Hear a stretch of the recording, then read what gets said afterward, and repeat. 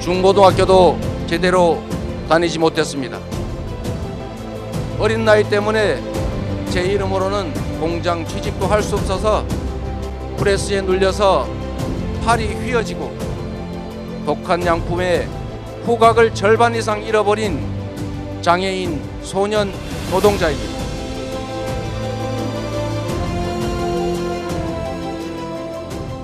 시청구인 대통령 윤석열을 파면한다.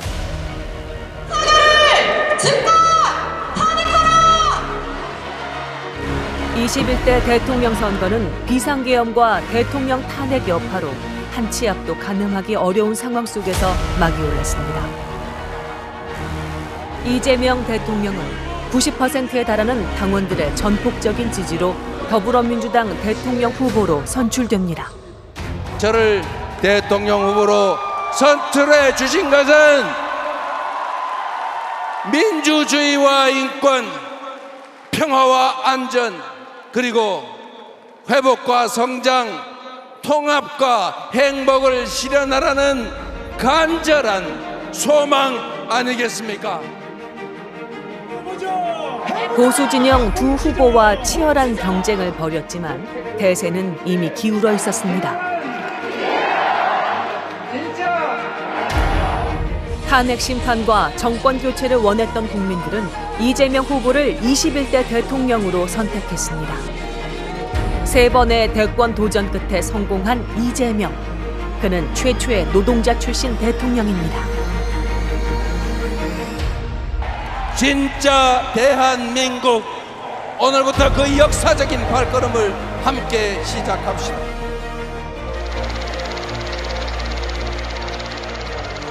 옛날 시골은 자기 토지를 가지고 부모님들이 농사를 짓는 경우가 있고 세 얻어서 농사 짓는 경우가 있었는데 이재명 그 집안이 남의 토지를 가지고 농사를 지었어요. 이재명 대통령은 1964년 경상북도 안동에서 가난한 화전민의 아들로 태어났습니다. 산골이라 학교까지 5km나 되는 거리를 다녀야 했던 어린 이재명. 그는 개구쟁이였지만 책을 좋아하는 아이였습니다. 엄청 개구쟁이였어요. 쉽게 말해서 장난 많이 치고 전체 학생 중에 가장 코를 많이 흘렸어. 그래가지고 항상 코질질이, 소매가 옛날에는 이렇게 닦잖아요. 여기가 항상 반들반들했어. 그 작은 시골 학교에 그 도서관 책 이걸 많이 좀 비치를 해줬어요. 그 이재명 후보는 그 한 권도 빠짐없이 그 책을 다 읽었어요. 하지만 그의 학교 생활은 초등학교가 전부였습니다. 초등학교 졸업 후 그의 가족은 고향을 떠나 경기도 성남 상대원 시장으로 이사합니다. 여기가 바로 이재명과 그의 가족들이 생계를 유지했던 곳입니다. 아버지는 이 시장에서 청소 노동자로 일하셨고 제 어머니, 제 여동생이 함께 그 화장실 지켰습니다. 9 식구가 월세집 단칸방에서 생활해야 할 만큼 가난은 계속됐습니다. 저희를 주시려고 과일을 집에 가져오세요. 근데 그게 사온 게 아니고 버리기 직전. 그래서 제가 이게 소원이 생겼는데 그 소원이 뭐냐면 냉장고에다가 싱싱한 과일을 넣어놓고 먹고 싶을 때 꺼내 먹는 게 소원이었어요. 아이들이 학교에 다닐 때 13살 어린 이재명은 소년공이 되어 여러 공장을 전전해야 했습니다. 회사에 다닐 때 가장 좋았던 게 이 식사를 해결한다는 거죠. 다 먹을 수 있는 거. 네, 그게 가장 행복했고요. 이재명 후보는 그 프레스기에 이 팔을 다쳐가지고 약간 이제 그 장애를 가지고 있잖아요. 그러니까 쇳덩어리가 오면 그거를 또 한번 눌러가지고 그 선반기로 넘어가기 전 가공팀에 있었던 걸로 알고 있고요.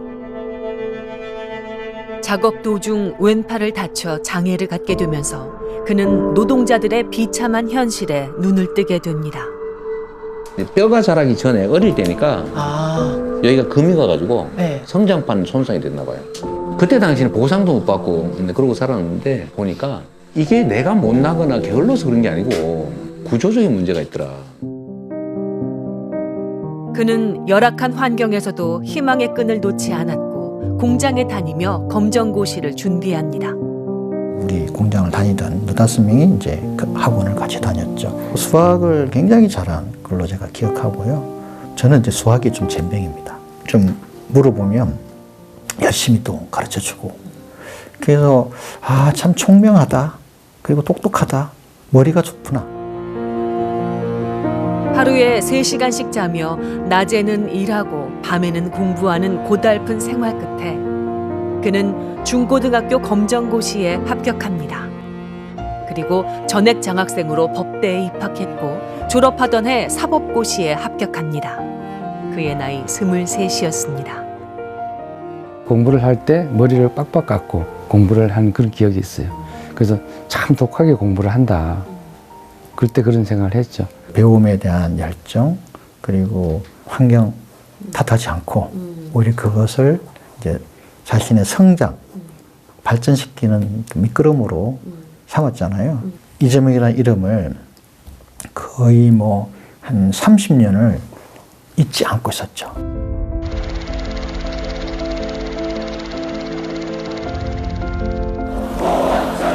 육십 항쟁 등으로 민주화 열기가 뜨거웠던 1987년. 사법연수생 이재명은 동기들과 비밀 모임을 만들어 시국을 논의하고 시위에도 참가합니다. 공무원 신분입니다. 공무원이기 때문에 그런 그 당시로 보면 일종의 약간 뭐 반정부적인 그런 모임을 만들 수가 없었어요. 그런 일주일에 한 번씩 모여서 공부를 했는데 자연스럽게 60 항쟁이 시작되고 나니까 연수원에 수업 마치고 우리 나가야 되지 않겠냐. 이 시기를 겪으며 청년 이재명은 삶의 커다란 전환점을 맞이합니다. 공정한 세상을 만들기 위해서 화장실을 지키면서 아들이 잘 되기만 바랬던 우리 어머니한테 거짓말하고 항검사할 실력이 안 돼서 변호사 해야 되니까 어머니 이해하세요. 이렇게 말하고 그래서 25나이에 인권 변호사의 길을 선택했습니다. 자기가 편안한 길을 가지 않고 지금 변호사가 돼서 어려운 사람들과 함께 살겠다. 그들을 위해 봉사하겠다고 하는 그 길을 간 거는 정말 용기 있고 힘든 결정이었죠.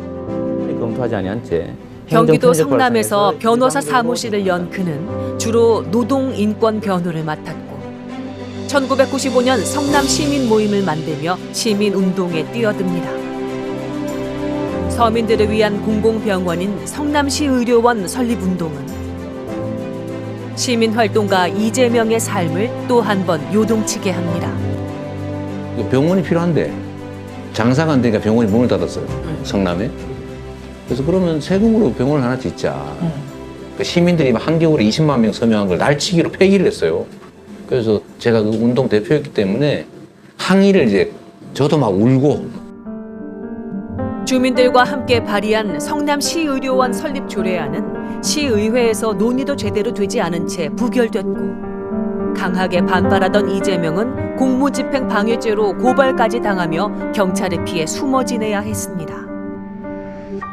지하 기도실에서 눈물을 흘리면서 결심했습니다. 성남 시민들이 그토록 바랬지만 부정한 기득권자들이 좌절시킨 시립 공공병원의 꿈을 성남시장이 돼서라도 반드시 이뤄보겠다고 시장 출마를 정치를 하기로 결심했습니다, 여러분. 정치를 하기로 결심한 그는 2번의 도전 끝에 2010년 성남시장에 당선됩니다. 성남시가 겪고 있던 재정 위기 상황을 극복했다는 평가를 받았고 그의 수건 사업이었던 성남시 의료원도 짓기 시작합니다. 공약 이행률 96%.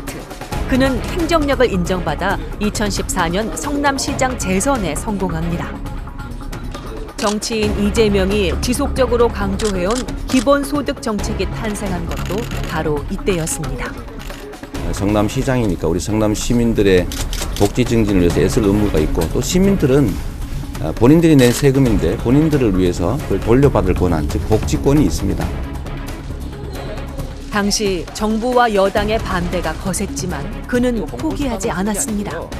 복지 지출을 한 겁니다. 왜 청년층의 분열을 조장하는 행정 서비스를 하느냐. 무상복지라고 하는 이 홍보잔치도 그만두셔야 할 것 같습니다. 좋은 정책이 있으면 저한테 주십시오. 제가 하겠습니다.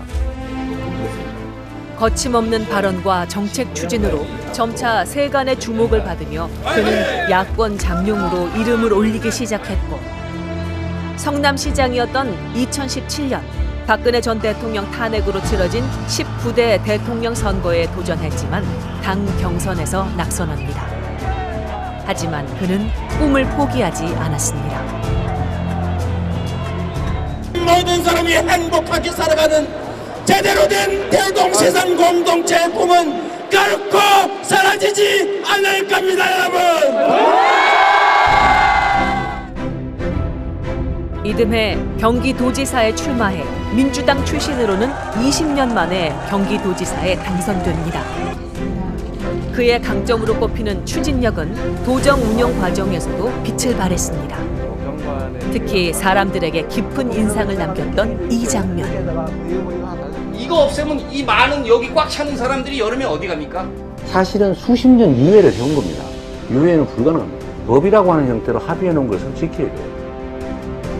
상인들을 직접 만나 토론하고 설득하며 경기도 계곡에 있는 불법 점유시설 96%를 철거하는 성과를 거뒀고 코로나19 대유행 때는 중앙정부보다 빠르게 재난지원금을 지급하기도 했습니다.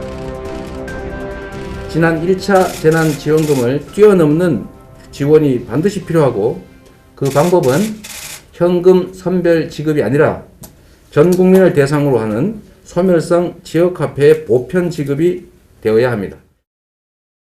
수기 과정을 굉장히 거치는 사람입니다. 그 치열한 내부 토론을 거쳐갖고서 그리고 딱 결정이 나면은 그냥 과감하게 좌고면하지 않고 추진하는 거죠. 그 용기가 상당히 있습니다. 이재명이 불도저처럼 변했을 때는 자기 확신이 있고 그거는 자기의 생각과 국민들의 이해관계가 일치한다라는 생각을 했을 겁니다. 그때일 겁니다. 이재명 특유의 사이다 발언과 리더십은 많은 젊은 층으로부터 호응을 얻었고 강성 지지층을 만들었습니다.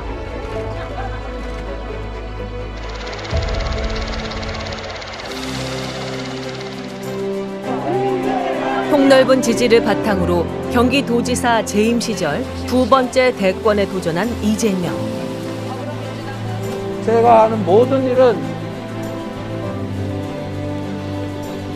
우리의 삶, 우리 서민들의 삶과 이재명의 참혹한 삶이 투영되어 있습니다.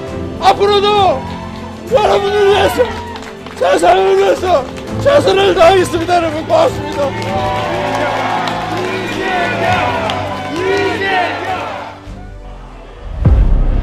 윤석열 후보와 치열한 선거전을 펼쳤지만 24만 7천여 표, 불과 0.73%포인트 차이로 두 번째 대권 도전도 실패합니다.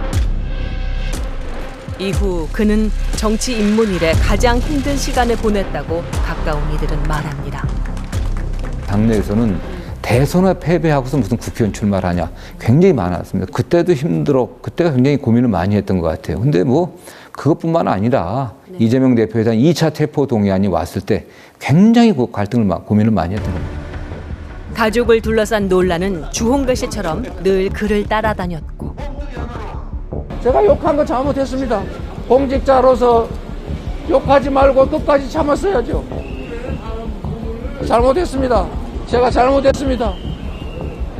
이제 이런 문제로 우리 가족들 아픈 상처 그만 좀 해집으십시오. 대통령 선거를 준비하면서도 피고인으로 법원에 출석해 재판을 받아야 했습니다.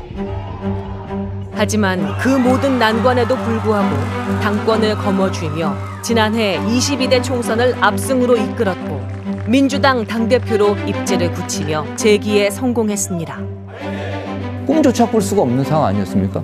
꿈조차 꾸지 못하는 그런 어린 시절을 겪으면서도 그 꿈을 잃지 않고 희망을 갖고 본인이 만들어내왔단 말이에요. 거기서 좌절하지 않았던 그런 힘들이, 내적 힘들이 있었기 때문에 정말 힘든 과정을 이겨내고 국민을 위해 봉사할 수 있는 그런 지위에 올랐다.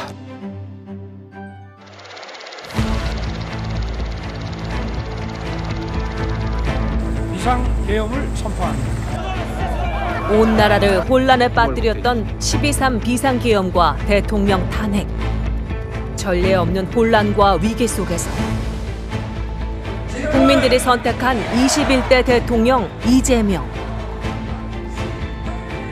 극한의 절망과 환란 속에서조차 빛을 찾아 희망을 만들어온 위대한 우리 국민을 저는 믿습니다. 대한민국이라는 국호 그대로 이 땅 위 모든 사람이 주인으로 공평하게 살아가는 진짜 대한민국으로 나아갑시다. 그가 만들어갈 진짜 대한민국은 어떤 모습일까요? 이재명 대통령은 서민 중의 서민이었던 사람이에요. 그래서 서민의 그때 가졌던 생활 감정, 그때 가졌던 실용주의, 그때 가졌던 실사구시 이런 것들을 가지고 본인이 성공을 했어요. 이재명은 굉장히 열심히 들을 겁니다. 원칙과 상식이 통하는 세상, 우리 보통 사람들과 같이 어울려서 살 수 있는 대한민국을 만들 수 있는 분이다. 성장과 통합을 이뤄내서 우리 사회가 국민들 모두가 또 희망을 갖고 최소한의 기본적 삶을 또 영위하면서 국가 발전에 함께할 수 있는 그런 나라가 아닌가.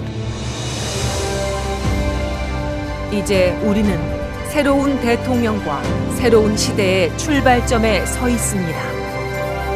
우리 선민정책 잘 하셔서 살기 좋은 나라 만들어 주십시오.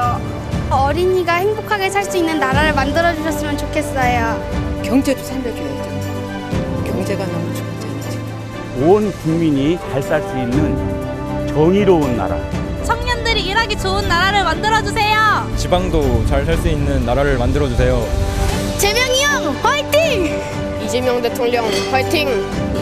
정말 5년 임기를 마칠 때는 모두의 대통령으로서 모두가 박수 쳐주는 그런 대통령이 되었으면 좋겠습니다.